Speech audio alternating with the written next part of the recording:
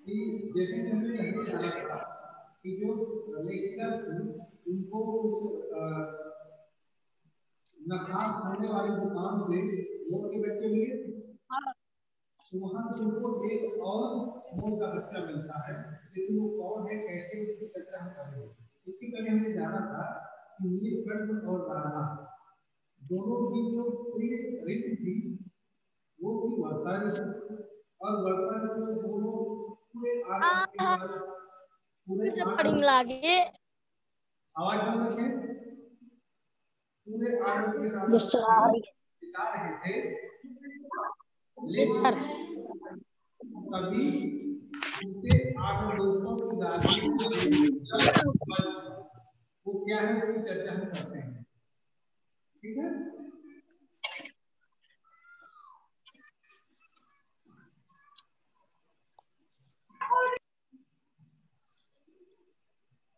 हाँ, आवाज बंद रखेंगे तो देखते हैं उनके बेमेल स्वर क्या वजह, उन दोनों के जीवन में कौन से संकट आ गया, कौन सी समस्या आ गई, आइए जानते हैं। एक दिन मुझे किसी कार्य से न खास कुएं से निकलना पड़ा और बड़े मियाँ ने पहने के समान कार को रोक लिया। इस बार किसी पिंजरे की ओर नहीं देखूंगी, यह संकल्प करके मैंने बड़े मियाँ की बिनल दाढ़ी और सफेद डोरे से कान में बंधी ऐनक को अपने ध्यान का केंद्र बनाया। और बड़े मियाँ के पास जो मोरनी पड़ी थी उसे अनदेखा करना कठिन था। मोरनी राधा के समान ही थी, उसके मुंह से बंधे दोनों पंजों की मलियां टूटकर इस प्रकार एकत्रित हो गई थी कि वह खड़ी भी नहीं हो सकती। ये सभी माइक बंद कर ले, माइक किसका ऑन है? सभी माइक माइक बंद करके रखे, किसी का माइक मुझे ऑन नहीं दिखना चाहिए। जब पूछना होगा तो मैं कर दूंगा बोलने के लिए। तो यहाँ पर लेखिका ने ये बताया कि वो जब उस दुकान पर पहुंची बड़े मियाँ की दुकान पर, तो सोचा मैं अब देखूंगी ही नहीं, लेकिन एक मोरनी ऐसी दयनीय स्थिति में पड़ी थी, उसके दोनों पंजे टूट गए थे, वो खड़ी नहीं हो पा रही थी। तो देखते हैं लेखिका का दिल क्या पिघल गया। बड़े मियाँ की भाषण में फिर दौड़ने लगी। देखिए गुरुजी, कमबख्त की बात ने बेचारी का क्या हाल किया है, ऐसे कभी चिड़िया पकड़ी जाती है। आप ना आई होती तो मैं उसी के सिर पर इसे पटक देता, पर आपसे भी यह अधमरी मोरनी ले जाने को कैसे। बहुत चालाक था बड़े मियाँ, है ना। लेकिन अब किस तरीके से फिर मोरनी बेच रहा है, देखते हैं पेज नंबर 14 में नीचे पैराग्राफ में क्या है। तो सारांश यह है कि 7 रुपए देकर मैं उसे अगली सीट पर रखवा कर घर ले आई और एक बार फिर मेरे पढ़ने लिखने का कमरा अस्पताल बना। पंजों की मरहम पट्टी और देखभाल करने पर वह महीने भर में अच्छी हो गई। उंगलियां वैसे ही टेढ़ी मेढ़ी रही, परंतु वह ऊंट जैसे पंजों पर डगमगाती हुई चलने लगी। तब उसे जाने घर में पहुंचाया गया और नाम रखा गया उपजा। उपजा का मतलब होता है टेढ़ा मेढ़ा, क्योंकि उसके पैर टेढ़े मेढ़े थे इसलिए उसका नाम उपजा कर दिया गया। नाम के अनुरूप वह स्वभाव से भी उपजा ही तुम्हारी थी। अब तक नीलकंठ और राधा साथ रहते थे, पर अब पूजा उन्हें साथ देखती तो मारने पड़े। चोट से मार मारकर उसने राधा की कलगी नोच डाली, पंख नोच डाले। कठिनाई यह थी कि नीलकंठ उससे दूर भागता था और वह उसके साथ रहना चाहती थी। न किसी जीव जंतु से उसकी मित्रता थी और न वह किसी को नीलकंठ के समीप आने देना चाहती। उसी बीच राधा ने 2 अंडे दिए जिनको वह पंखों में छिपाए बैठी रहती। पता चलते ही पूजा ने चोट मार मार कर राधा को धकेल दिया और फिर अंडे फोड़कर टूट जैसे पैरों से समोर छिपा दिया। तो बच्चों देखा आपने जो मैंने आपको बताया था कि इस आनंद दोस्तों की रागनी में बेमेल स्वर कैसे बजा।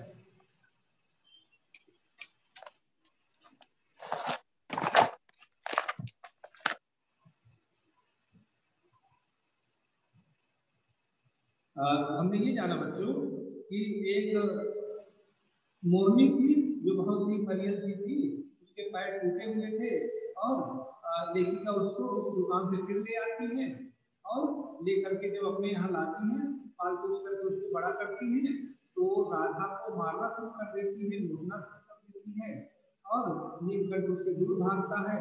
जैसे तो नीलकंठ को किसी के पास नहीं आने देती है, नीलकंठ के पास किसी को। Good afternoon sir. और इसके बाद उसने क्या किया कि राधा के दोनों अंडों को उसने फोड़ दिया। तो ऐसे कह सकते हैं ना कि देखो राधा नीलकंठ कितने प्रेम से रहते थे, लेकिन इस पूजा से आकर के उनके जीवन को नरक कर दिया। ठीक है, चलिए देखते हैं, कुछ लोगों से प्रश्न पूछते हैं, कुछ लोगों से प्रश्न पूछते हैं। उमेश कुमार, आवाज आती है बेटा मेरी? उमेश कुमार, अच्छा उमेश नहीं आ रही मेरी आवाज। प्रशंसा, आवाज आ रही मेरी? प्रशंसा सिंह, हेलो, किसी को मेरी आवाज आ रही है? किसी को मेरी आवाज आ रही है?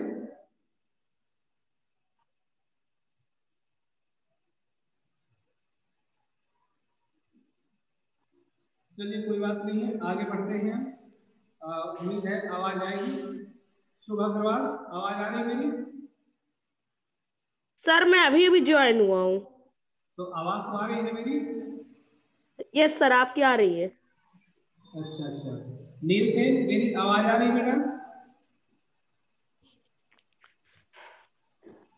हेलो, नील से आवाज आ रही है मेरी?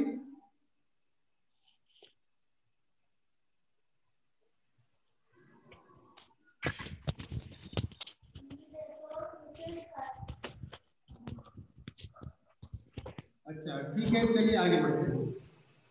इस कलह कोलाहल से, ये पहले माइक बंद करें, इनका भी माइक ऑन है। इस कलह कोलाहल से और उससे भी अधिक राधा की दूरी से बेचारे नीलकंठ की प्रसन्नता का अंत हो गया। कई बार वह जाली के घर से निकल भागा, एक बार कई दिन भूखा प्यासा आम की शाखाओं में छिपा बैठा रहा, जहां से बहुत पुचकार कर मैंने उतारा, एक बार मेरी खिड़की के शेड पर छिपा रहा। मेरे दाना देने जाने पर कोई सदा की भांति पंखों को मंडलाकार बनाकर खड़ा हो जाता था, पर उसकी चाल में थकावट और आंखों में एक शून्यता रहती थी। अपनी अनुभवहीनता के कारण ही मैं आशा करती रही कि थोड़े दिन बाद सब में मेल हो जाएगा। अंत में 3-4 मास के उपरांत एक दिन सवेरे जाकर देखा कि नीलकंठ ठोस पंख फैलाए धरती पर उसी प्रकार बैठा हुआ है जैसे खरगोश के बच्चों को पंखों में छिपाकर बैठा था, पर मेरे पुकारने पर भी मुझे न उठने पर संदेह हुआ। तो बच्चों ये हुआ, उस उपजा के आ जाने से नीलकंठ और राधा की जिंदगी नरक बन गई, दुख का एक पहाड़ बन गया और परिणाम ये हुआ कि उसमें नीलकंठ की मृत्यु हो गई। नीलकंठ मर गया। देखते हैं वास्तव में नीलकंठ मर गया।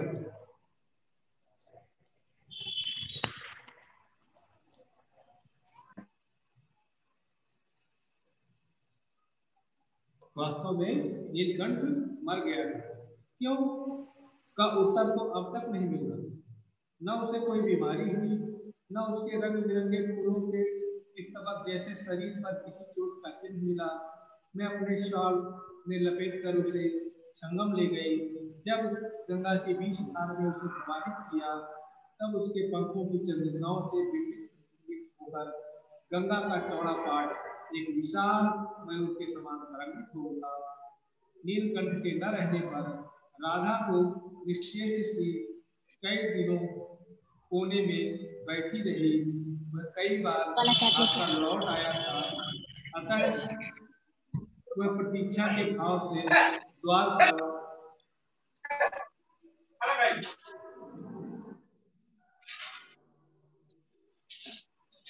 माइक बंद रखे भाई।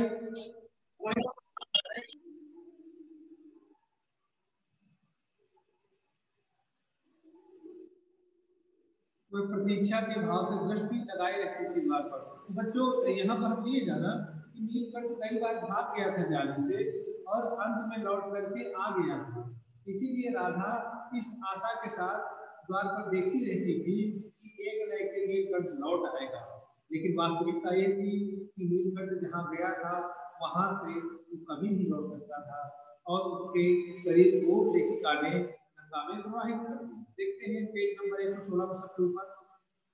पर कुब्जा ने कोलाहल के साथ खोज आरंभ की।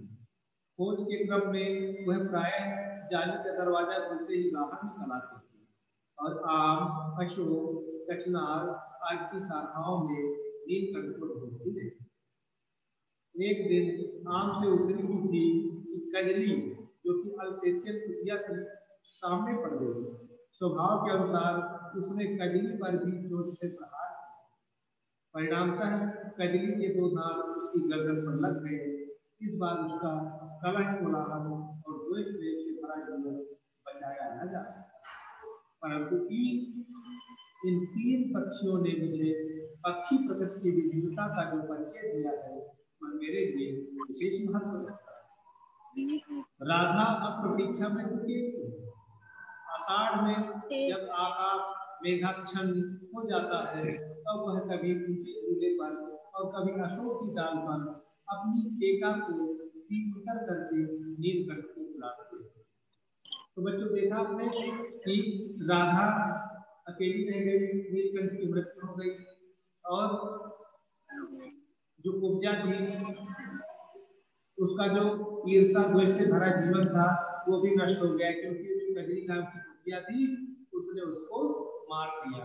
तो इस प्रकार से कुब्जा स्वयं मर गई और नीलकंठ की मृत्यु का कारण बनी और राधा रह गई अकेली।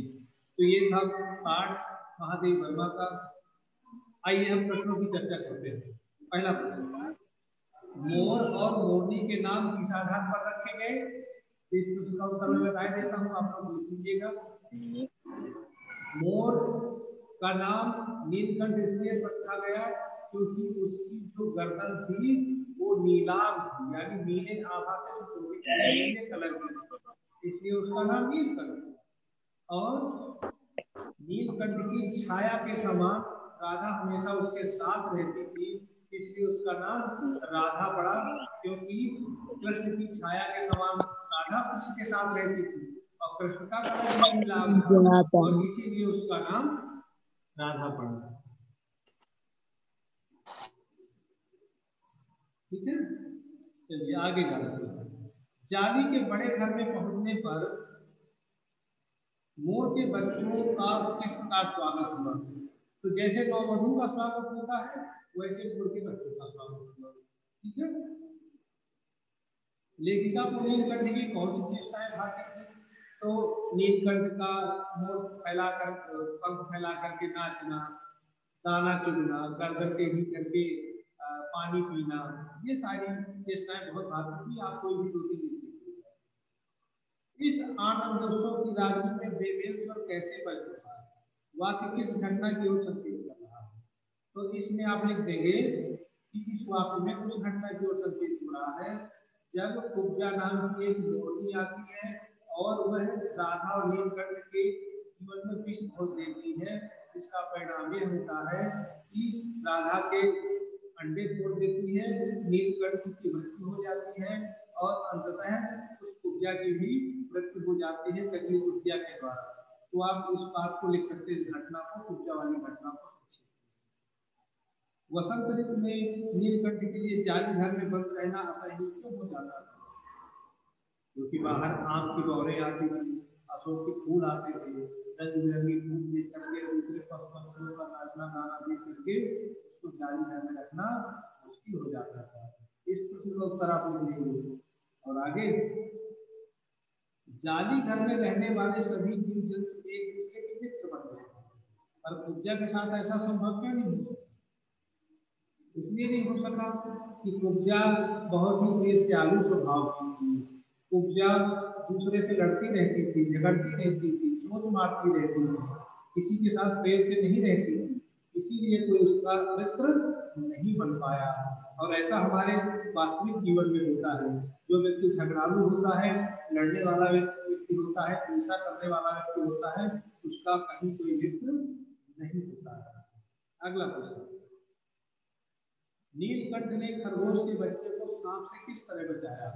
इस घटना के आधार पर नीलकंठ के स्वभाव की विशेषताओं का उल्लेख कीजिए।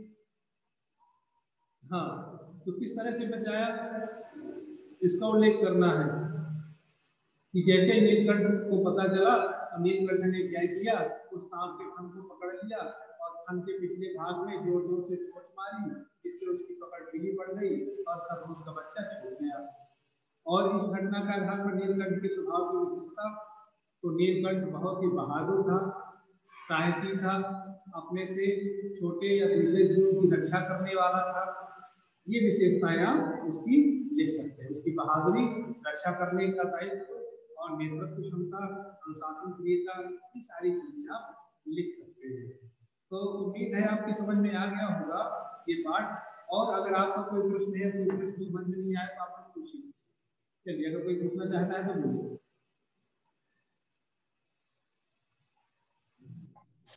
कोई भी सर? हाँ बोलिए सर, फर्स्ट क्वेश्चन का एक बार आंसर और बता दीजिए। बिल्कुल बता रहा हूँ। मोर और मोरनी के नाम किस आधार पर रखे गए? तो जैसे कि मैंने बताया, नीलाभ ग्रीवा के कारण, यानी नीले रंग की आभा की जो गर्दन थी नीलकंठ की या मोर की, तो इसीलिए उसका नाम नीलकंठ पड़ा, क्योंकि नीलकंठ का मतलब होता है नीले कंठ वाला। तो मोर की जो गर्दन थी वो नीले रंग की थी, इसलिए उसका नाम नीलकंठ पड़ा। और जो राधा है, तो राधा का नाम या मोरनी का नाम राधा इसलिए पड़ा क्योंकि राधा हमेशा मोर की परछाई के समान उसके साथ रही आती है। तो मोर की परछाई के समान साथ रहने के कारण मोरनी का नाम राधा पड़ा।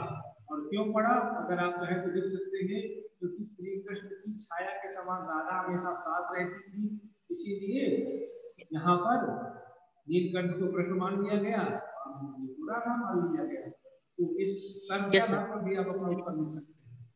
चलिए आगे पूछिए। सर एक बार, सर थर्ड वाला सर एक बार वो बता दीजिए, लेखक को नीलकंठ की कौन कौन सी चेष्टाएं बहुत भाती हैं?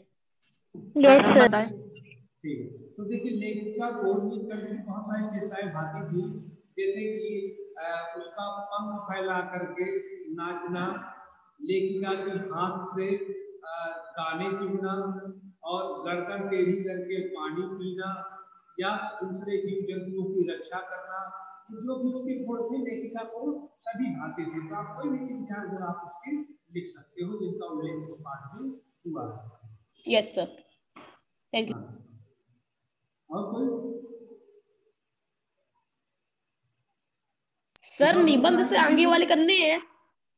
सर निबंध से आगे वाले नहीं करना, अभी केवल आपको इतने करने के 7 प्रश्न के उत्तर लिखने हैं। आगे अगर जरूरत होगी तो हम आपको बताएंगे, अभी फिलहाल नहीं करना है। Okay sir. और अगर किसी को कुछ पूछना है तो बिल्कुल पूछ सकते हैं, मैं तैयार हूँ।